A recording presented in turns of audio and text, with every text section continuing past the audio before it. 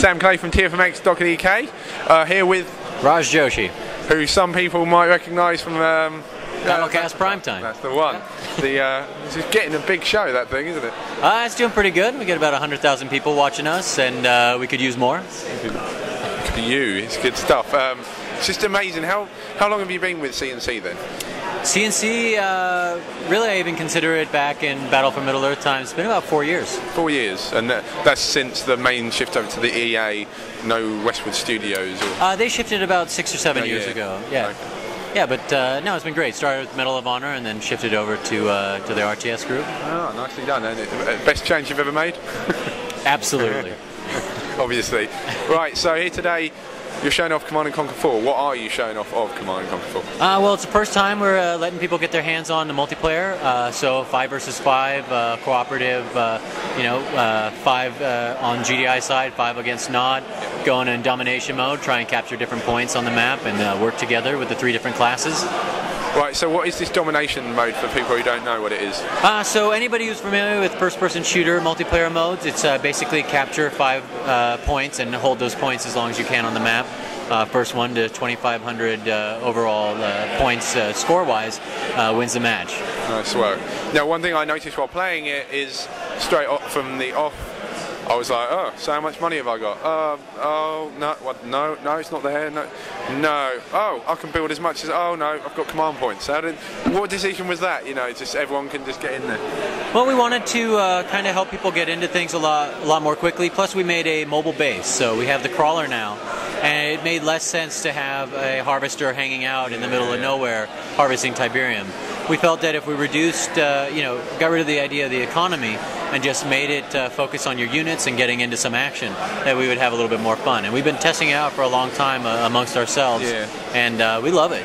Just get in there and not have to worry too much about everything and just get into the battles. Are you just looking at players being able to get into the game really quickly and easily, and then just get into the messy fighting straight away? Yeah, exactly. I mean, the real fun of RTS, I think, is getting your units out there and getting into the battles. And obviously, it's objective based, so it's no longer just destroy your opponent's base. It's work together and capture those points. But a lot of fun building your units. We do have a crystal capture mechanic.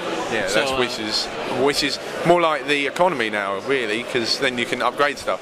Exactly. So instead of just harvesting from one location, you pick up these crystals, run them back to your deploy zone, and then get points that you can use to upgrade, tech up your armies, and buy upgrades for your units. Now, for your team, one thing for the crystals, obviously, you collect the crystal, take it back to your base. Does everyone on the team get it, or exactly? So one person on the team collects those crystals, everybody gets those points, and they can spend those individually. Nice. So collected as a group, but you can spend them on your own lonesome. So basically, a lot of teamwork for stuff like that. I mean, when you boot up the multiplayer, you get the choice of offense, defense, and support. Can you go into a bit more of that? Exactly. So previous CNCs, you would have access to all the units, and you would kind of pick your pathway through. Now, when you start the match, you pick whether you want to be offense, you want to be on the front lines, big heavy tanks, heavy walkers, a lot of artillery.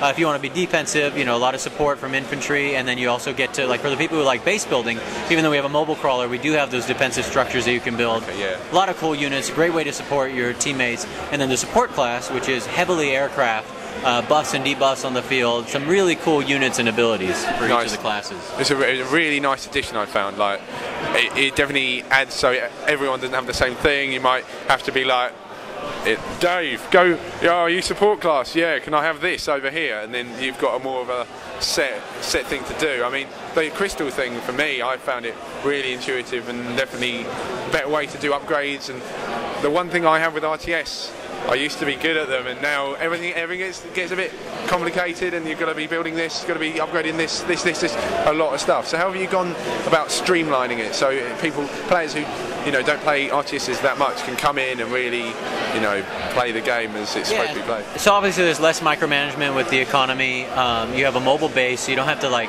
dart back all the time. You can bring your base with you as you're going. You have your command points kind of set. You share your economy amongst your players. There's another critical component why I just slipped out of my brain. Blowing stuff up? Blowing stuff up. Absolutely.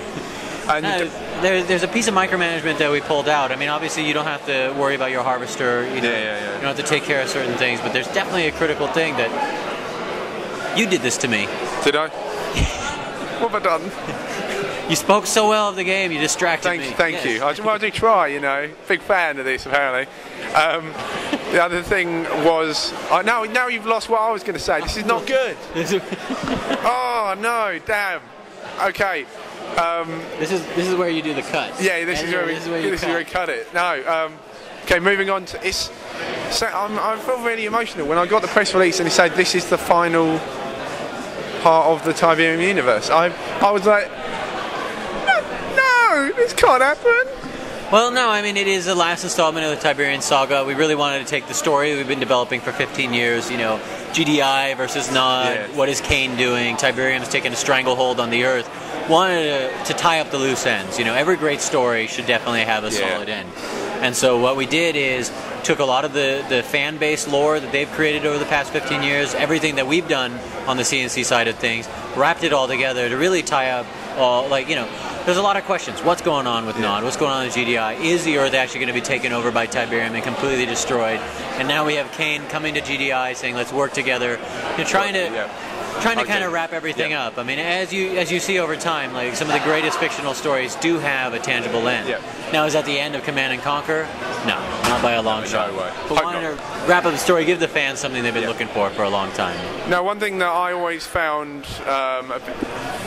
was a good thing, but maybe not such a great thing, was the fact I felt some people were commenting that, oh, it's just not in GDI, it's the same thing over and over. And then you added the scrin in. How come you haven't... well, you might announce another faction, but what's that decision to you guys? Right now, the main thing was to have Nod versus GDI, very compelling. One force against the other obviously ties in very well with the storyline, which is heavily Nod and GDI based. I have no idea if the scrin will ever come on board, but really wanted to focus. One of the big things for us was balancing and tuning. Okay. If you look at previous Command and Conquer titles, at the World Cyber Games Finals, I've been able to witness and cover a couple of those for Battlecast Primetime, and you see the final battles, and one side builds 50 Scorpion tanks, the other side builds 15 Scorpion and tanks, it's basically... and it's tank spam at that point. What I vowed to do is to never see a World Cyber Games final with Command and Conquer that was simply the same unit in mass against each other. So what we try to do is just really focus. Really make sure that the game is balanced. We have 3 different classes, make sure it's fun to play with all those classes, and make sure they all interact well, and that no matter what class you play, you can put up a good fight, even if you're playing 1v1.